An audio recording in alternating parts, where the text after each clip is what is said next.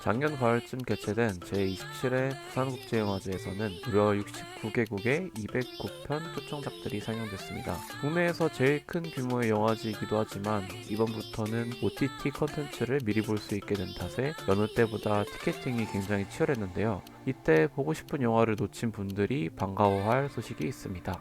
최근 부국제에서 상영된 작품들이 하나둘 개봉하고 있다는 건 알고 계셨나요? 이번에는 17일 이후에 극장 개봉을 앞둔 부국제 상영작들을 소개해드리려고 합니다. 총 5작품의 간략한 소개와 함께 기대 포인트도 짚어보겠습니다. 자, 들어가서! 먼저 당장 17일 개봉을 앞둔 나의 올드워크를 소개해 볼 텐데요. 패턴강 마을의 오래된 펍, 올드워크를 운영하는 TJ는 낯선 버스에서 내린 야라라는 소녀를 만나게 되는데요. 소녀의 가족을 반기지 않는 마을 주민들과는 달리 TJ는 소녀와 특별한 우정을 쌓아가는 이야기입니다. 늘 사회 사각지대를 다루는 켄 로치 감독은 신작 나의 올드워크를 통해 난민 문제를 얘기하고 있는데요. 최근 일어나는 전쟁으로 난민 문제가 주목을 받고 있죠. 현실과 맞닿아 있는 문제를 다룬 점에서 눈여겨볼 작품입니다.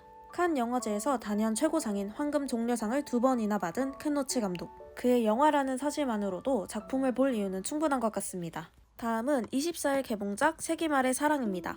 소개드리는 작품 중 유일하게 한국 작품이죠. 세기말이라는 별명에 어울리는 영미는 짝사랑하던 도영에게 고백하지만 알고 보니 유부남에 이어 공금횡령까지? 심지어 그의 아내 유진까지 나타나면서 벌어지는 일을 그린 작품입니다. 69세라는 영화로 2019년도 부산국제영화제에서 뉴커런트 관객상을 수상한 감독님이죠. 한국 영화계에 떠오르는 임선혜 감독의 두 번째 장편 영화입니다. 포스터나 예고편을 보면 이상하지만 정말 사랑스러움이 넘치는 그런 작품 같아요. 배우 라인업은 이유영, 임선우, 노재현 배우 등으로 신선한 조합이네요. 새 배우의 연기 호흡에 대한 호평도 자자하던데 개봉이 기다려지는 영화입니다. 그리고 레옹, 루시, 발레리안 천계행성의 도시 감독의 신작 도그맨도 개봉을 앞두고 있습니다. 화려한 금발, 핑크 드레스 차림의 남성이 수십 마리의 개들과 함께 긴급 체포되며 영화가 시작됩니다. 이틀함으로 칸에서 나무주연상을 수상했던 케일럽 랜드리 존스가 주연을 맡은 영화로 화려한 전작을 완벽하게 소화하며 늘 미친 연기력을 보여주었는데요. 이번 작품 역시 그의 연기력이 단연 돋보이네요. 예고편 속 모습은 마치 조커를 보는 듯한 느낌을 줍니다.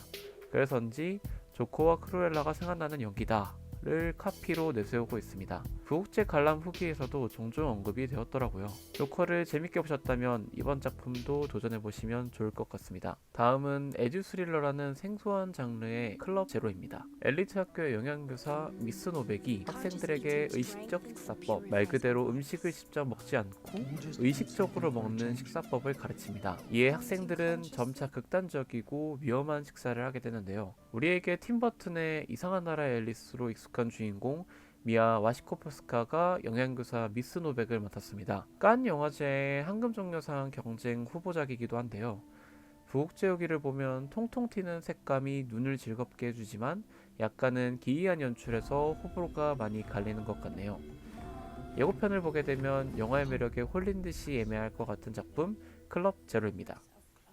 마지막으로 이번 칸 영화제에서 황금종려상을 수상한 추락의 해부는 프랑스 영화로 31일에 개봉하는데요. 스릴러이면서 법정이 주 배경으로 진행되는 작품입니다. 시각장애인 아들과 함께 살고 있는 한 유명한 작가 부부. 어느 날 통나무집 밑에서 남편이 시체로 발견되면서 영화가 시작됩니다. 자살 혹은 타살, 사고, 죽음의 명확한 진실이 드러나지 않는 상황에서 아내는 남편의 죽음의 용의자로 기소까지 되지만 믿을 층에는 시각장애인 아들뿐이었습니다.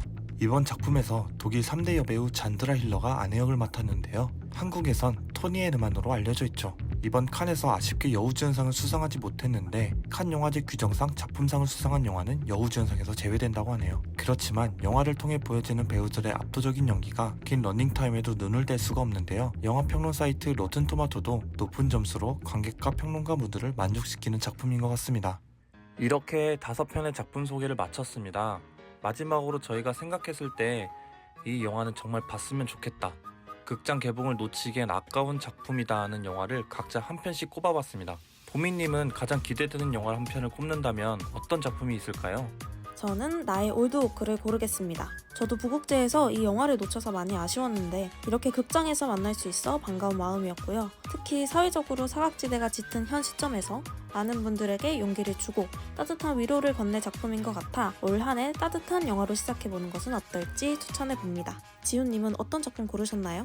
네, 저는 추락의 해부를 하겠습니다. 유럽을 대표하는 배우로 성장 중인 산드라 힐러 배우 연기에 기대가 큽니다. 추락의 해부는 눈이 한가득 내린 마을에서 일어난 사건에 대한 이야기를 다룹니다. 특히 살인사건이 이루어진 곳인 설산을 보니 재밌게 봤었던 제레미 레너 주연 영화 윈드 리버와 법원에서 영화 진행이 많이 이루어지는 것 같아서 크리스토퍼 놀란 감독의 오펜하이머 뒷부분, 이렇게 두 개의 작품이 생각이 났습니다. 긴장감 넘치는 법정 스릴러 영화일 것 같아서 굉장히 많은 기대를 하고 있습니다.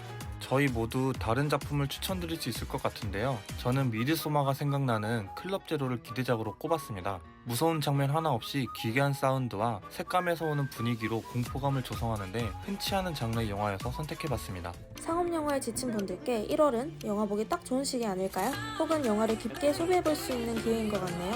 다음에도 좋은 영화 소개로 돌아올게요. 지금까지 당신을 위한 영화 소식지 모피였습니다.